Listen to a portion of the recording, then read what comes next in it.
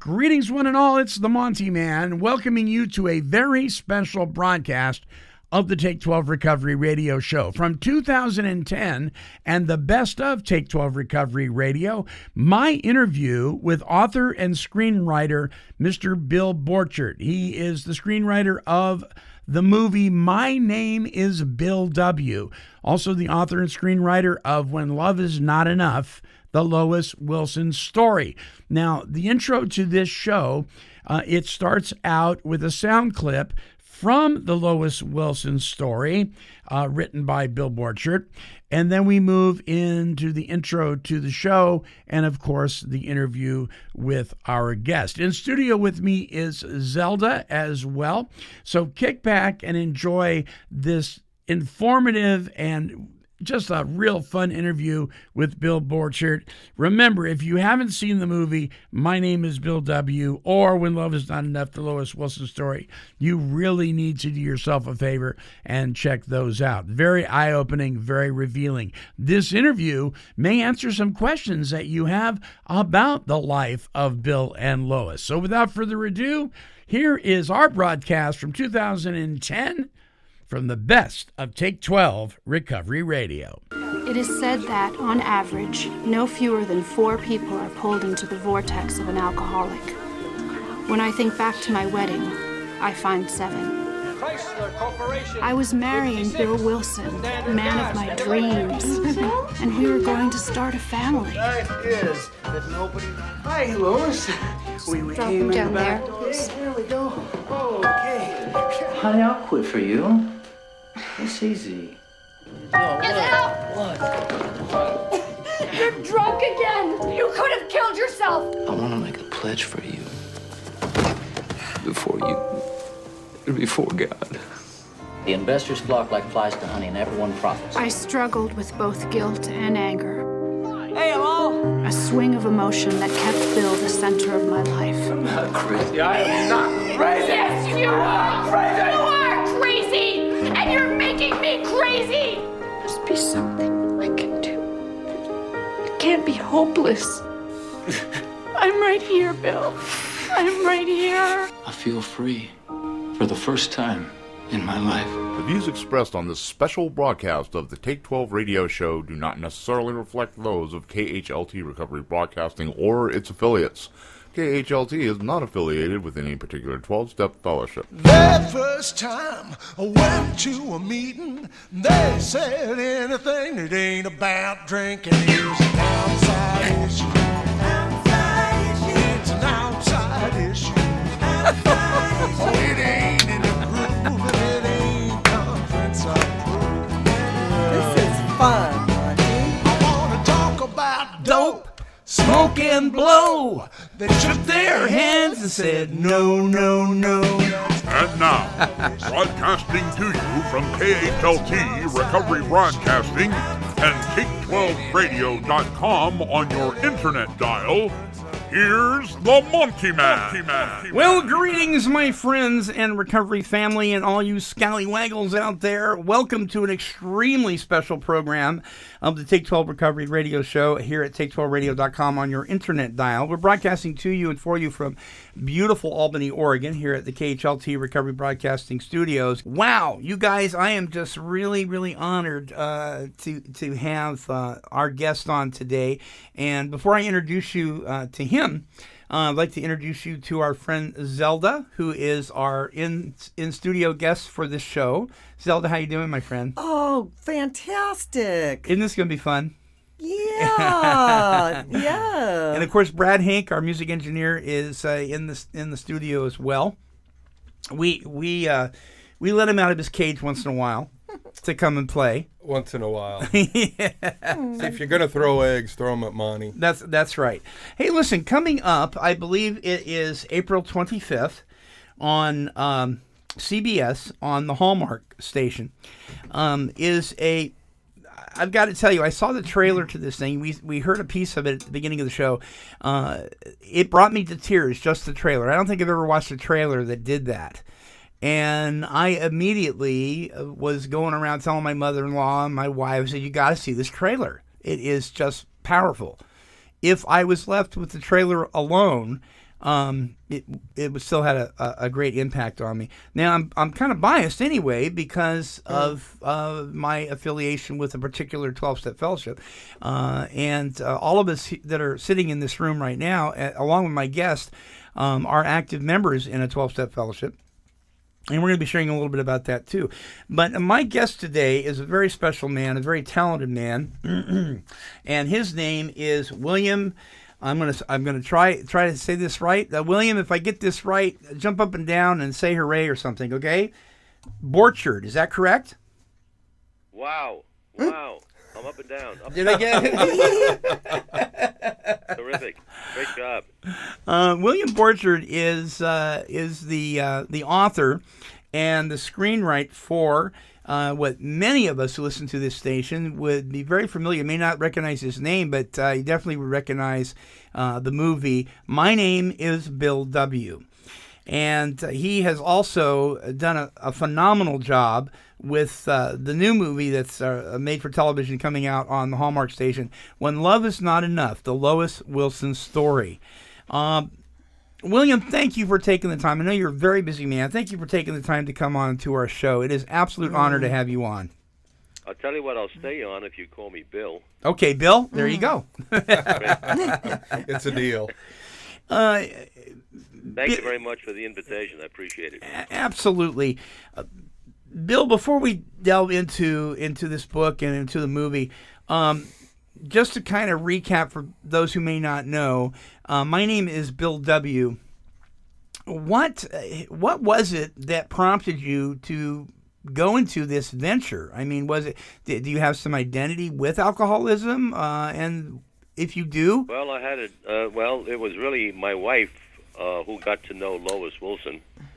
There you go. We didn't live too far from them at the time. We lived in a town called Rye, New York, and Lois lived about 20 minutes away in a town called Bedford Hills. And through a bunch of friends, my wife met Lois and came home raving about this wonderful woman that she met. And what an exciting story she had. And I think one of the reasons she did that is I've been in the movie business for many, many years. And I was actively making a bunch of movies at the time. Can you tell us what some of those were? Let's see. The first movie we made was called Kansas City Bomber, which was about the old roller derbies. Raquel Welch, Yeah. If you remember those lovely black, tight-fitting leather pants she skated around the rink in, it helped me fall in love with the business, So. And then we made a movie called Serpico with Al Pacino. Oh, wow. Because as a newspaper reporter, I had covered the Knapp Commission, which was an investigation of what they call dirty cops back in New York. Mm-hmm. And so I got to know Frank Serpico, and so it was. I thought it was a pretty good movie. And then we made another movie called Dog Day Afternoon, which also starred Al. Right. Yep. And so that's what I was doing at the time. But then when I went to Lois Wilson's home and met her and began walking around the house, particularly the upstairs room, she called her home Stepping Stones. Right. She turned it into sort of an AA Al-Anon museum. There were pictures of Bill and Dr. Bob and the early members, and also the desk where she had started Al-Anon, and pictures of her co-founder Ann Bingham, and all kinds of plaques and awards from all over the world where they had traveled, with people thanking them for saving their lives. And I was blown away. And I said, what a fantastic movie this would make. Good. And so it took me a while. I said to Lois, I'd love to do a movie about this. And she said, well, let's get to know each other first. And so we did. And we spent the next 15 years getting to know each other. We became very close, my wife and I, to Lois. Our family became her family, and we spent holidays together. And it was just a wonderful, wonderful relationship that I'm very, very grateful for. Well, Bill, you don't sound... She gave me permission to do the movie, and I wrote a movie script called My Name is Bill W. Yeah. Presented it, and that's how it all came about. And that was with James Woods and... James Woods, James Garner. James Garner, Dr. Bob. James Woods played Bill, and Lois, and Jo Beth Williams played Lois. Very won 7 Emmys, and Jimmy won the Best Actor award for it. Very seldom do you go to a 12-step meeting where you don't hear at some point, "Have you seen My Name is Bill W?" And it's amazing that after 20 years, this film it's still so popular and all around the world. Yeah. As a matter of fact, I was visiting the World Service Office a few years ago, the World Service Office of AA in New York a few years ago, and a lady who runs the international desk told me that it became so popular in Russia that it's played in all the rehabs, and it's one of the most effective tools in Russia. It's been dubbed into 7 different languages. Wow. Had no idea. Yeah, if you don't bring in some stars to watch Bill on tapes or movies, he's a little dry, but he's a star in his own right. But let me ask you this, Bill. You've been around these folks, but you don't sound a day over 30, my friend. Mm-hmm. Is that all that clean living? Well, thank you for that. I am a few days over 30. Well, I used to have a friend that really had a baby face, and he really was in his cups. The guy was my drinking buddy, and there's no way I could keep up with him. But was it all that clean living that's kept you so healthy, or did you have? I used to have a baby face until it got punched in too many times. And stepped on a few times. All that kind of stuff. Well, can you give us just a brief what it was like, what happened, what it's like today of your story, just a brief one? Well, very very briefly, I was one of those young guys with who was blessed with some writing talent by his higher power. And I became a newspaper reporter in New York, and before I knew it, I was a rewrite man for the largest evening newspaper in the world. And it was the heyday of journalism, and I was writing with and drinking with some great writers in New York, like Walter Winchell and Damon Runyon Jr. and Joe Faulkner, who was Bill Faulkner's cousin, and just a great time.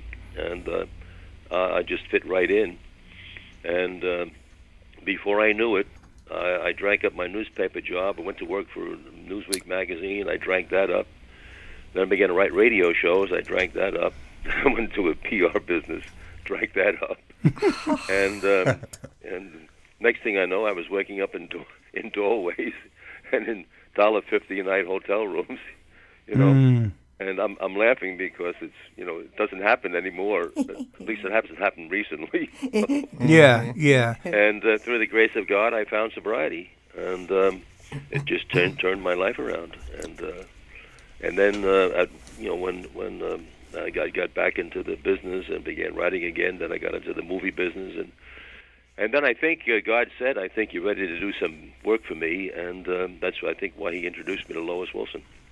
Wow, what an honor! Yeah, I mean, you think back and think, if somebody had told me that many years ago that I would have become very close friends with this wonderful woman, what would you have thought?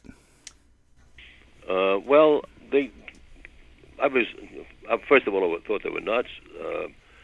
They did tell me that if I got sober, I could have a wonderful life again, and I didn't believe that either. So, it's very difficult when you. And I'm sure a lot of people in your audience are still wondering what kind of a life they can have. Sure. And they don't have any idea that if we stay sober, we can have a life beyond our wildest dreams. Zelda and I were talking before the show about living your dream. Are you living your dream, Bill?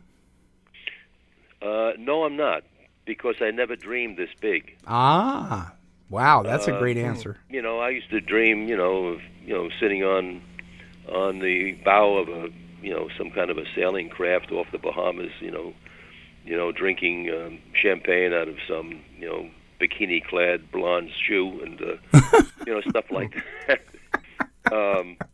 No, I never dreamed of, becoming, a screenwriter and an author of a number of books and the father of 9 children and the grandfather of 23. I never had those kind of dreams before. Wow.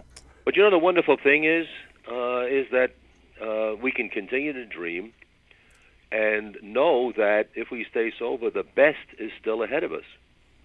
I don't care what age you're at. Yeah. If you stay sober, the best is still ahead. It certainly is. It certainly is. Hey, listen, Bill, we're going to take a short break, and when we come back, let's delve into this this wonderful book and this wonderful movie, When Love Is Not Enough, the Lois Wilson story, starring Winona Ryder and Barry Pepper. So hang on there with us, Bill, okay? Okay. Okay, we'll be right back, folks. Lost my job, I can't make my rent, they said. Sorry, son, unemployment is an outside issue. It's an outside issue. Proudly sponsoring Take 12 Recovery Radio, Exact Nature products are made with exactitude, a combination of can-do attitude and commitment to providing premium quality products to help you in your sober journey. All Exact Nature products are independently tested for quality and purity. Learn more at exactnature.com. As a Take 12 Recovery Radio listener, use the code TAKE12 to receive a 20% discount on your order. Hey there, this is the Monty Man, and you have tuned in to a broadcast from the best of Take 12 Recovery Radio. Visit our website at take12radio.com and follow us on any of the major podcasting platforms listed there. Hello, this is Dr. Alan Berger, author of 12 Stupid Things That Mess Up Recovery. You're listening to take12radio.com, featuring recovery talk and positive music. Welcome back, my friends, to this very special broadcast today with my desk. My desk is here.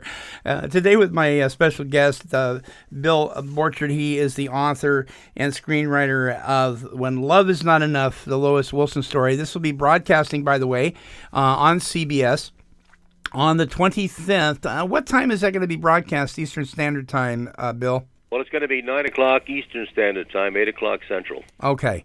Just one thing to clarify is some people think it's going to be on the Hallmark Channel, and it's not. Oh, okay. It's not on the Hallmark Channel. CBS Television Network. Okay. Ooh. I'm glad you clarified that. Very good. Very good. So we'll make sure that we let everybody know about that. On CBS. You, in the preface to the book, you say something to Lois. You say, Lois, I begin somewhat flatteringly, all these people kneeling down before you, kissing your hands and feet, telling you how you saved their lives, restored their families, even God himself would be flattered by such adulation. How must it make you feel? She turns and looks up at you with that cute but patient smile that says, you're probably not going to understand, but I'll tell you anyway. Then she reaches out and touches your hand. You say that she says, it's not me. She answers softly, I'm only a symbol. It's what Al-Anon has done for them, and I simply represent Al-Anon. So in her humble mindset, she lets you know without hesitation that it's not her, that she's simply a vessel for the Creator to do this thing. That was an incredible moment, yeah. Mm-hmm. Yeah. There's that word, Al-Anon. Mm-hmm. So the listeners that don't know, what is Lois's relationship with Al-Anon? She was the co-founder of Al-Anon.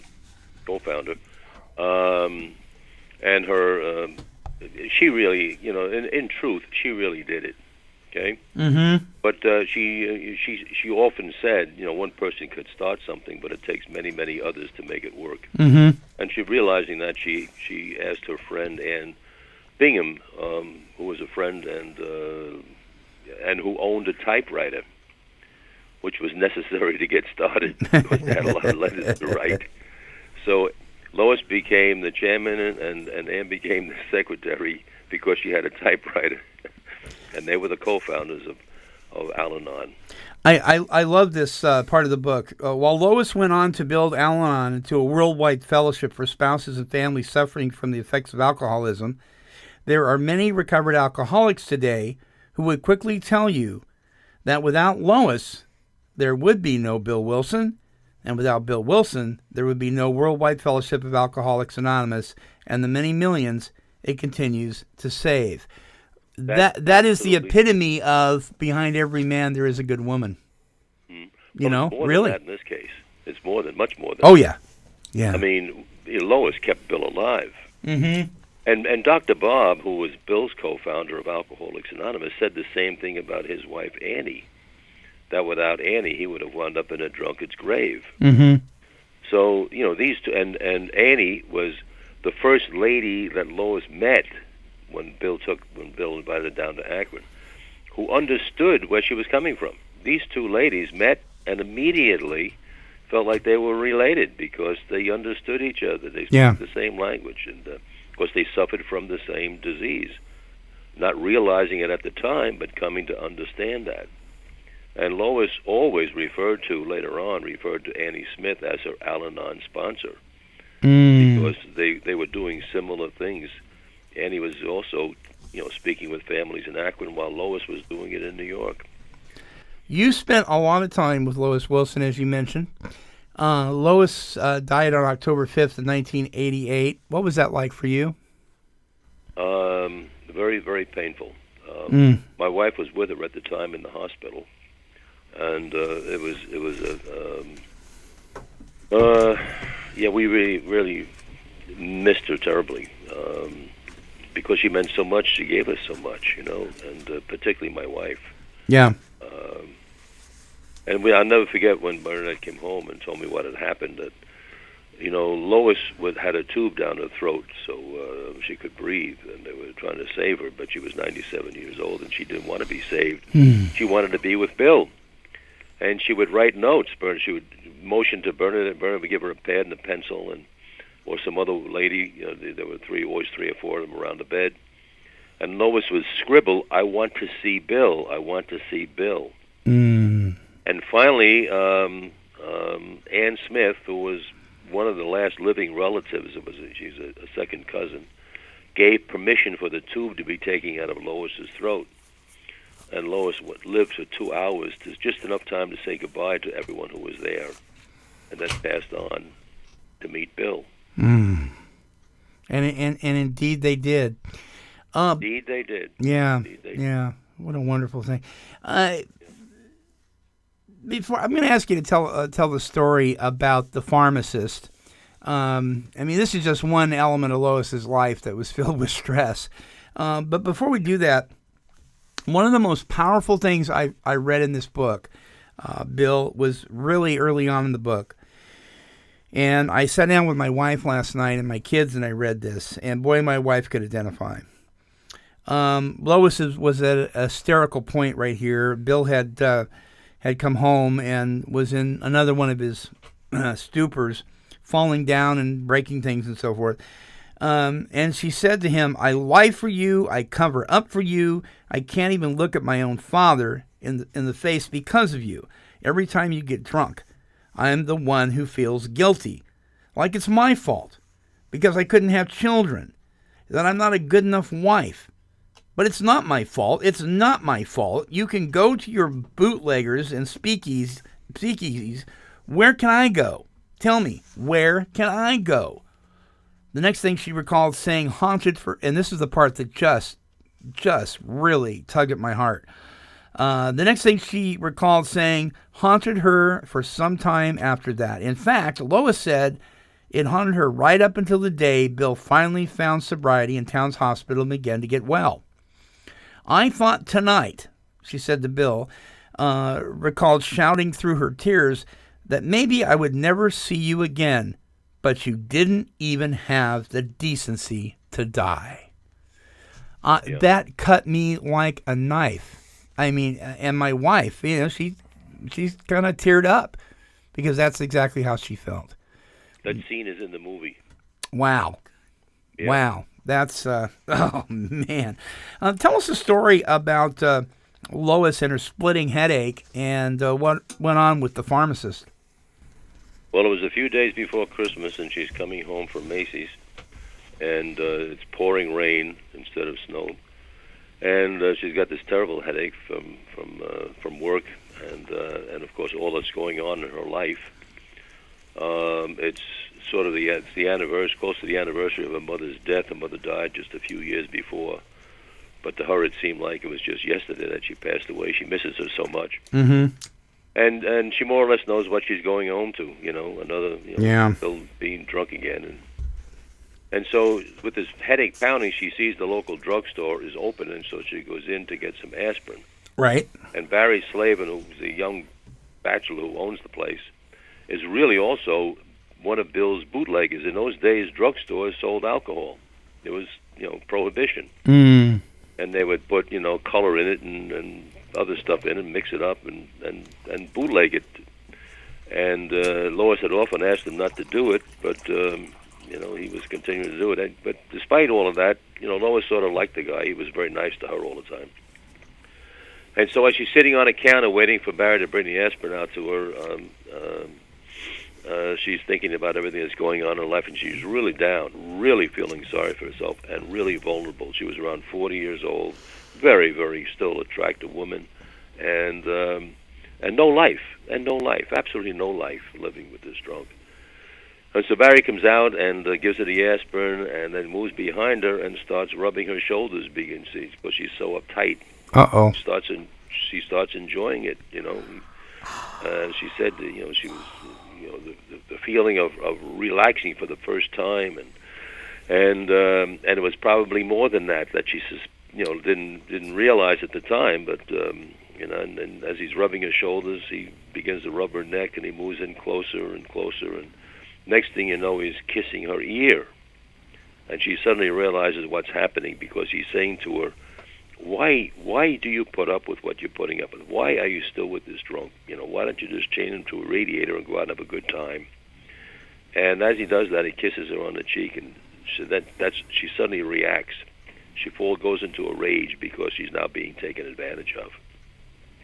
And she's got so many mixed emotions that they explode. And she goes to slap him, and she said, I didn't slap him because I think I felt guilty for what was going on. Partially it was me. And so she just ran out of the store, ran all the way home, got soaking wet. She didn't even put up her umbrella. And by the time she got home, she was just crying and hysterical about what almost had happened and questioning herself. Mm. And I think that happens to a lot of spouses in those Sure. situations. Sure. And I tell that story because it's an example of what can happen when living in that kind of a situation. Yeah. And it almost happened to Lois. Right. Wow.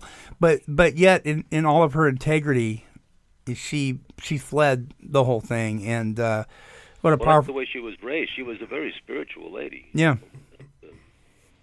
Wow. And very vulnerable at that point. I guess if anybody, I guess if you could understand anybody that would fall into that and actually go through with it, I mean, you could really understand it. I mean, the terrible. And strangely enough, it happened again later on. If you remember, Mm-hmm. you read the whole book. That when Bill gets sober and they're at Clinton Street and he's bringing drunks home. Yeah. And he's so busy building Alcoholics Anonymous that he's got no time for her. Mm-hmm. And she's trying to help him because she needs to be needed. She used to tell me that all the time. I felt I needed to be needed, And he brings home this Irish guy from Bellevue Hospital. Very handsome young guy. And he starts sobering up. And before long, he and Lois will start to take walks together down by the river and through the park. And he's telling her sad tales and paying a lot of attention to her. And before she knows it, she's really feeling something for this guy. Yeah. And but you know how she stopped that? By telling Bill what happened. Mm. And Bill almost got drunk over that. But he didn't. But he didn't. No, but he didn't. I hesitate to ask you this because I'm sure it's a chore to even come up with an answer because there's so many wonderful stories, tragic as well as victorious. But is there one or two that particularly stand out to you that really are your favorite? Yeah, of course, the motorcycle trip that they took is my favorite. Yeah. Tell the listeners about that a little bit. They had an accident on that motorcycle trip. Right. And Bill, Lois, they pretty well banged up, and they wound up in a small hotel in Tennessee to recuperate, and and laying in bed together, even though they were banged up, it was sort of like they were still on their second honeymoon, and they made love that night despite all their injuries. That's one of my favorite stories. Oh yeah! Wow. Yeah. That is. These two guys, that's what kept them together. That love, that passion, love they had for each other. She understood that in sickness and in health was not about a head cold. That's right. Yeah. That's right. Yeah. Wow. And her mother was very, very important in continuing while she was alive, continuing to tell Lois that, that we marry in sickness and in health. And when Bill would do terrible things, when he was, when they lost everything and moved into her mother and father's home in Clinton Street, her mother would say to her, he has to be sick because no one who loves you that much could do these things to you unless they were very sick. That person was very sick. And her dad, even though he was a medical doctor, he didn't get that. No, not at all. He didn't get it at all. He still thought it was willpower.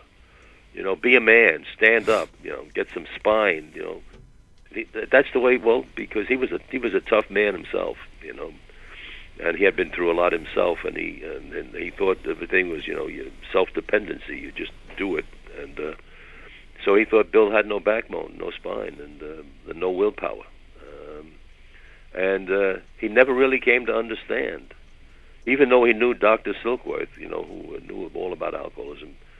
Dr. Burnham never came to understand the disease aspect of what Bill had. What he did understand, though, was he did understand how much he loved his daughter. And because of his love for his daughter, much like Lois's love for Bill, he allowed Bill to move in. Yes, mainly because of his daughter. Right. Because he feared what would happen to his daughter if she had no place else to go. Yeah. I mean, and they had no place else to go. So despite Bill's drinking, he allowed him to move in. And then, as a doctor, he did take care of Bill during some of his really serious episodes with alcohol. Go ahead. Dr. Burnham is to show you how he didn't understand. When Bill got sober, and Dr. Burnham, of course, his wife passed away, and then he remarried and moved out. So Bill and Lois had the place to themselves, and they were supposed to pay the mortgage to keep the house going. And as you know, Bill, in the early days of AA, would bring drunks home to Clinton Street. And Lois would help by cooking the meals and serving them and all of that stuff. And one day, Dr. Burnham, Lois's father, comes by because he had gotten a letter from the bank saying that the bank was going to foreclose because Lois and Bill weren't keeping up the payments. And when he walks into the house and sees all these drunks recovering at the house, I mean, he was fit to be tied. He couldn't understand why they were turning his home into a Bellevue hospital or a drunk tank, And he said to Lois, "Wasn't one drunk enough for you? You need all." Oh, wow. He just didn't understand. Yeah. And when Lois tried to explain that by working with alcoholics, it kept Bill sober, he said, "Good for Bill, but that's not what I want for you. You should have something better. He should now be making up to you for all the damage he did to you over all these years. What's wrong with him?"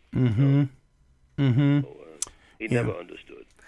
And we get a glimpse of that into the that kind of the suggestion to folks reading the big book of Alcoholics Anonymous to stay away from that kind of thinking. We see it into employers, we see it into wives. Yeah. We're going to take our last break. But when we come back, Zelda I know she's dying to ask you some questions. She's sitting over here just freaking out. She wants to ask you some stuff, and I'm sure Brad may have a question or two for you as well. So hang on with us, and we'll come right back. We're going to do a little promo on, and I want to send you a copy of this for being so gracious to be on the show. It's called Walking Through the Big Book with Chris Schroeder and myself. What an honor that was to put that together. So, folks, don't go away. More with my wonderful guest, author and screenwriter of When Love Is Not Enough, the Lois Wilson story, when we return. Let's walk through the big book. Join Chris Schroeder and the Monty Man for this in-depth journey through the basic text of Alcoholics Anonymous. As one of the most sought-after circuit speakers in the world of the 12 steps, Chris will be walking us through line by line, page by page, of this wonderful book that has meant so much to so many people who have recovered from the disease of alcoholism. If you've never studied the big book, or even if you have but would like a new, refreshing approach, join us here at Take12Radio.com every Sunday for an exciting, educational, and spiritual look into a plan for living that can be applied and implemented into the lives of anyone who is willing to recover from alcoholism. And you can pick up your copy of that right here at Take12Radio.com on your internet tile. Go to our recovery store. You'll see my funny-looking mug over there on the left-hand side. Just click on that. It says Visit Our Recovery Store. It is the first item on that page. And the DVD is 34 one-hour workshops walking through the big book, beginning with the dust jacket. I have never met anybody that can make a forward and a preface come alive like Chris Schroeder. It is absolutely amazing. So you can get your copy, folks. We're also going to be at the 75th anniversary, the AA International Convention in San Antonio, Texas, July 1st through the 4th. Actually, we're going to be there for that whole week. And you can come by our booth. We're going to be, I believe we're going to be located right there at the hospitality tent and so forth, right in front of the main stage. And you can come by and visit us, and you can pick up a DVD there as well. We do accept that this is something we've just started doing after 5 years of broadcasting, and do accept Visa, MasterCard, and Discover. For those of us, many of you have requested that, and we finally broke down and did that, so you can get yours. And Zelda has been itching over here to talk to you and visit with you a little bit. Zelda, take it away. Oh, I'm delighted to meet you, Bill. And Same here, Zelda. Yeah, I have a real appreciation for your work and your talent. And boy, to think that you knew this woman who, I've since I read Lois Remembers, I've had a real a special affinity with her. And I just thank you for finally publicizing this, and I'll promote the book too. It's beautiful, and I can't wait to gobble this up. And so questions. Since you did have such a close, you and your wife, a personal relationship with her, one thing I always wondered about was the story I read. She had offered to Bill to write in the big book to the wives. Did you hear more about this? Because I always thought of it like, no, Lucy, you can't contribute to the book. I've been jumping up and down for years since, I learned about her story, that she's every bit of a co-founder of AA as anybody. Yeah, that whole idea that these guys, would be dead in the gutter without these extraordinary, women. And she didn't being a writer in her own right. But she didn't write that, did she? No, he wouldn't let her, is what I hear. Is that true? You just brought up a subject that it was a resentment that Lois took to her grave. Bet. Oh, I can only when Bill was imagine. doing the book.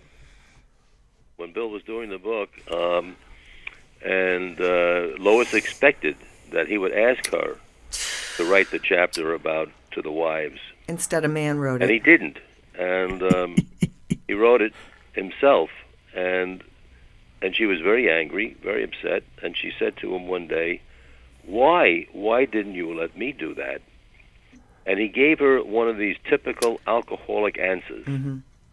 He said, Well, the publisher told me it all has to be done in the same style. Oh my goodness! However, Isn't that was the excuse? When I read like to the employers, obviously it wasn't Bill, and you know the style wasn't. So yeah, I can really understand. I mean, I'm resentful myself, and well, she resented it, but she would laugh at it later on. I can imagine her too. Yeah, humble away. as she was, and forgiving, but the idea that she wasn't this saint, that she was a woman, and that the story was fascinaling me about the pharmacist. And she was not a saint. No, she readily admitted, that she would, yell and holler at him, and but as she got more and more into the steps, that began to go away. But she had a temper. She had a few, people could light her fuse. But as they say, as the years went on, she got calmer and calmer. I remember Harriet. She was her housekeeper, but her close friend for many, many years. Not Cyberlink. No, not her. Oh, Harriet. That worked in the. She was her maid, really, housekeeper, right? Maid, yeah. Well, her housekeeper. But they traveled together. Harriet traveled with Bill and Lois, and she was always there to go to the cooking and the cleaning and all of that. And Harriet and I became very good friends, and she was very helpful, and she gave me a lot of wonderful anecdotes for the book. Oh, wonderful! And you may recall in the book, I quote Harriet as saying that many times when Lois would scream and holler at Bill, and Harry would be there, the next day Harriet would find a note on the kitchen table for her. Lois would write Harriet a note apologizing for screaming and hollering. But she didn't want to get Harriet upset. But yeah, she was not a saint, but she was God's gift to the world. She sure was that. Yeah. Well, incidentally, when you were talking about the book, and I know this will sound self-serving, but I honestly don't mean it that way. But there are so many people, that need to hear Lois's story that this book belongs on a coffee table in every house in the country. When you talk about 30 or 40 million alcoholics in the United States, each one of them touching 4 or 5 different lives, over 200 million people impacted by the disease, they need to hear this. Yeah. Yeah, and this is it all right if I give my website out? You sure can, my friend. It's WilliamBorchert.com. And that's BORCHERT.com. And there's a lot of information on there about the book and also about the movie. Okay, so William, and then BORCHERT, right? Right, BORCHERT.com. And folks, you can follow on our links page. You can also follow the banner for that. Thank you. Yeah, thank you. You bet. Thank you. Did you want to ask him anything else, Zelda? Yeah, can I ask him about the movie now? Yes, you bet. Yeah, I I've always been interested in the history, and the pictures say 1,000 words. But here's Lois, a young woman frolicking at Emerald Lake, and she's so glamour almost. Beautiful.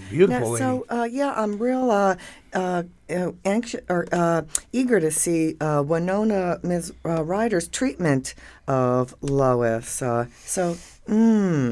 adventuresome. She was born to play Lois. Really? There couldn't be a better. We had other actresses in mind. Yeah. But Winona, first of all, she wanted to do it, and secondly, she was absolutely perfect for the part. She is soft and gentle, but very, very strong. Nailed it, huh? And she nailed it. Wait till you see some of these scenes. She just absolutely nailed it. Yeah. And what a better reference. What a better reference. I was going to say, what a better reference to hear this coming from you, who has. I mean, lots of movies have been done by a lot of people, and people are taking a stab in the dark at what they were like based on somebody's hearsay and so forth that was told by somebody, and on and on. But here you are, a man who walked and lived side by side for many hours with Lois. Your wife, particularly, was an extremely close friend, and to see the actress Winona Ryder play this part and being able to say that's Lois. I mean, that right there makes me, want to go out and share this book with other people. And like you said, I can see this. I mean, in lots of people's homes. I mean, lots of people have their favorite books, and maybe they have the Quran or the Bible sitting on their shelf and so forth. But those of us who are in recovery, many of us have the big book, the 12 by 12, and definitely side by side with that, with this tremendous book needs to be there. Is there a book? Did you do a book? My Name is Bill Wilson. No. I wrote the Bill W. story basically from all the research that I had done, all of my conversations with Lois, and conversations with people who are still alive who knew Bill. Yeah. Like a fellow named Brinkley Smithers, who helped Marty Mann start the National Council on Alcoholism. Right. I got to know Marty Mann. She was still alive at the time. Wow. She was the first woman who recovered in AA. Yeah. And knew Bill extremely well. And they all told me some wonderful stories and helped me understand the character of Bill Wilson.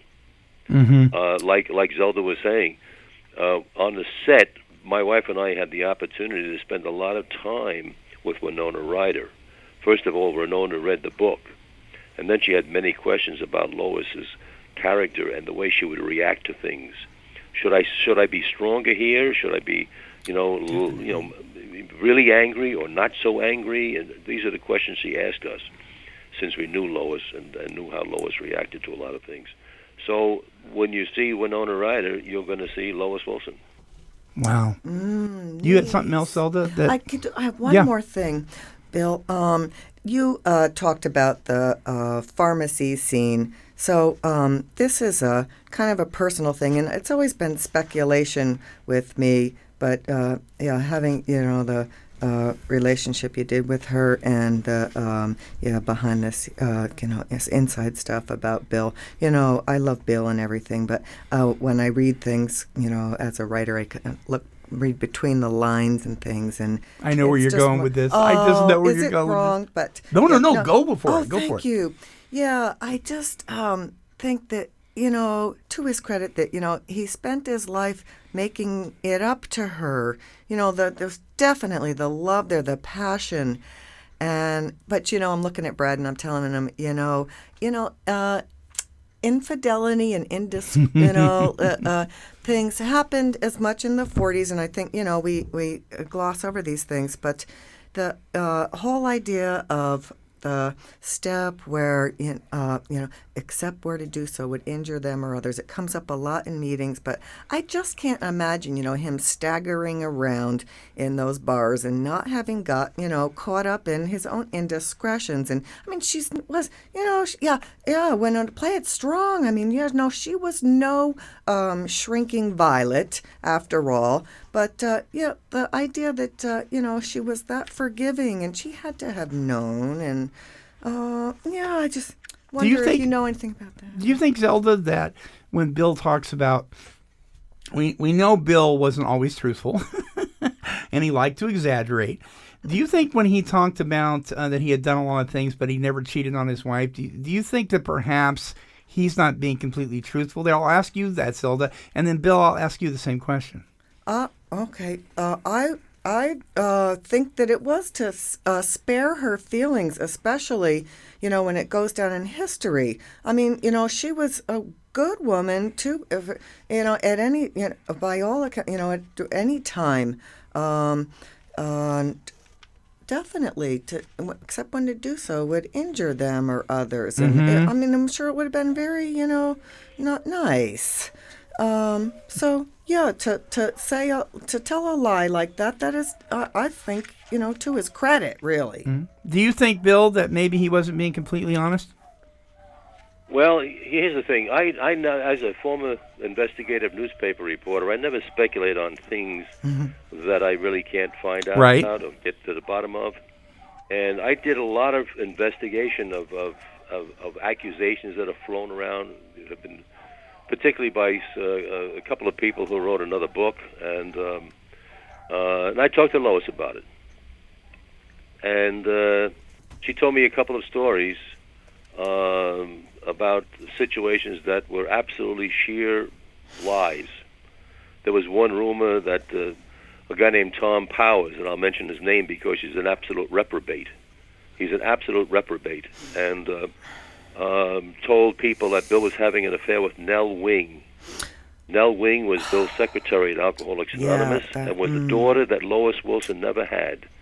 She was a lovely young woman and close. Bill was like her father. Lois was like her mother. And rumors flew that Bill was having fooling around with Nell Wing, and that was absolutely insane, and everybody knew it. So many stories about Bill have been so overblown over the years. And why people want to keep passing them around is beyond me. Was Bill completely faithful? I don't know. Were you? I don't know. Was I? I'm not. Yeah. I mean, we're all human beings. We all have our character defects. But I'll tell you what summed it up for me. I sat down one day with 3 old-timers who knew Bill extraordinarily well, many, many years. And one of them looked me straight in the eye and he said, let me say this to you, Bill. How can a man who writes in the big book that our sobriety is totally dependent upon our spiritual condition one day at a time, then go out and have all kinds of affairs with all kinds of women? It doesn't make any sense. In his sobriety. I knew Bill, and it didn't happen. Okay? So that was enough for me. I did trace one rumor down about some woman who lived in Mount Kisco, and I interviewed her dentist, who knew her very well. Oh boy! And he said that I think his comment was you had to put an American flag over her face to fall in love with her. You know what I mean? Right. So that was enough for me also. So that's as far as I go with this because because we really don't know. Telling tales they know nothing about. Yeah, we really don't know. About. Yeah. Well, thank you so much. Yeah, I'll shrink back into the wall. I have lots more questions, and I appreciate it and talking with you, and I'm real eager to. Yeah. Thank you. See it. Yeah. Thank you. Brad, did you have anything you wanted to ask Bill? Well, I didn't really have any questions. I just, had some comments on. When they first started this, Al-Anon or AA or AA, both. If they realized the caliber of it, what it was going to do in the future, how many people it was going to affect, and the Bill W. story. It's very fortunate that you got some really high caliber actors who wanted to do this, who were able to portray this and do such a very convincing job of it. The one scene that I remember the most is the Barney Google singing in the bar, and he had women around him and stuff like that. But I think that he knew, and I think that Lois knew, the capability that the both of them had to get this message across. Did you think that they had any clue, though, how far this would go? I don't think that they really, they might have had an insight as it got bigger and bigger and bigger. They certainly did as it began to grow, and I'll tell you why I say that, is that Lois said to me a number of times in our conversations that, and we had talked earlier about dreaming, if you remember. Right. She said their greatest dream was that someday the whole world would come to live by the 12 steps, and there would be true peace upon the earth. I read that in the book, That was the great dream they had, that somehow or other these 12 steps would be spread, particularly as they saw more and more programs being developed around the 12 steps. Yeah. Like Narcotics Anonymous and Overeaters Anonymous and Nicotine Anonymous and Emotions Anonymous and Cocaine Anonymous, and I can go on and on and on. They now have Cancer Patients Anonymous, Lost Children Anonymous. It's just marvelous, how these 12 steps have and can help in all kinds of problems and situations. So when they began to see that became their great dream, that the whole world would someday live by the 12 steps. Because don't forget, the 12 steps are the synthesis of some of the greatest religions, and spiritual programs on earth. Mm-hmm.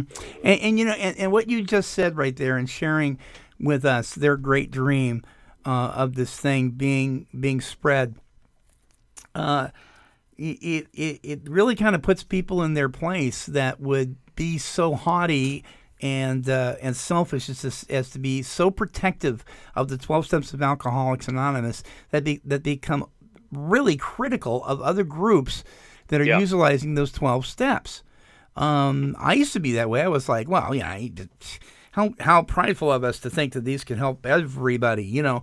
But my gosh, what are we doing when we say, well, those, you know, AA should not have given permission to those guys who have problems with eating disorders or shopping disorders or sexual addiction? We're doing, really, Bill and Lois a great disservice by trying to hold back, aren't we? They wanted to share this with the whole world. Yeah. Absolutely. I mean, I don't know why, and I've seen it over the years myself, you know, and as I've done more work and more books, you know, I've written a number of other books, and to see what I've called prideful alcoholics, you know, thinking that first of all they have all the answers, you know. Mm-hmm. They don't even understand half the questions, you know. So, and it's terrible when you know you get this kind of arrogance, you know, that AA has all the answers. My God. But anyway, I agree. Yeah. Bill, any last words for the listeners? Well, I think they're very fortunate to have you and on the air with a show like this.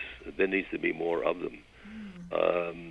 You know, carrying the message is what Bill and Bob, Dr. Bob in Akron, found was the most important thing. Carrying the message. Once they found it, once they discovered what could really help, the next step was to carry the message. And as you know, the next thing they did was to call on the third alcoholic, Bill Dotson, in the hospital and get him sober. And that's what it's really all about. And everything I write, that's what it's all about. And that's what this Lois Wilson movie, When Love Is Not Enough, is all about. It's carrying the message of recovery to the world. Yeah. You know? The world is plagued by a terrible, terrible disease, and it's getting worse. It's not getting better. Number one health issue in the country. And people who are so arrogant about that AA being all things to all people, you know, if there are 40 million alcoholics in the United States, there's only 2 million in Alcoholics Anonymous. So apparently AA isn't doing a very good job. Right. Maybe some of these members of AA ought to get off their ass and start doing more 12-step work. I agree. I don't want to get carried away, but... you know, it's true, and you and I talked about it passionately yesterday about how a lot of the reason that there is no evidence that recovery works is because many of us have been hiding in the basements of our churches and meeting halls and so forth under the misunderstanding of what anonymity means, thinking that we can't share our story. And we can't blame it all on the medical profession or the churches or the treatment centers or whatever. We have a big responsibility in there. And, you know, if it's anybody's fault that more people don't know, it's ours because we have experienced it. Yes. Now you sound like my old friend Marty Mann. That's why she started the National Council on Alcoholism. Well, Bill, thank you so much for taking the time to be on the show. Thank you for the time. I appreciate it. Yeah, Me too. You bet. What a wonderful gift to be able to do this today. Folks, you don't want to miss this on CBS, not the Hallmark Channel, on CBS. On the 25th, 9 o'clock Eastern, 8 o'clock Central. You don't want to miss the When Love Is Not Enough, the Lois Wilson story.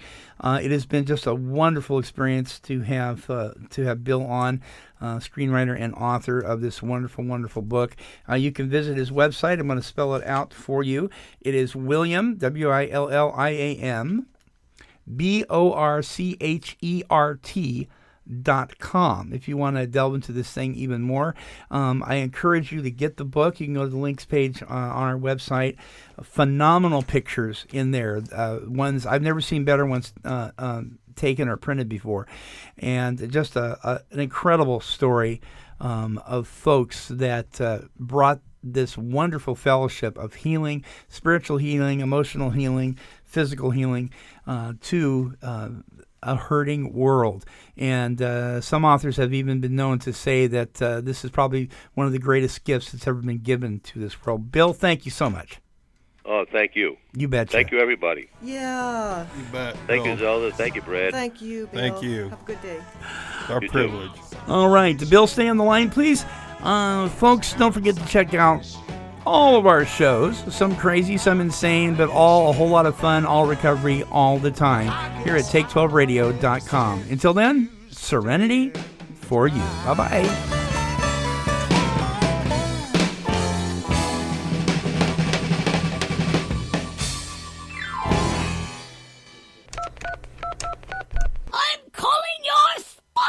This has been a broadcast of KHLT Radio. Kitty, kitty, kitty, kitty.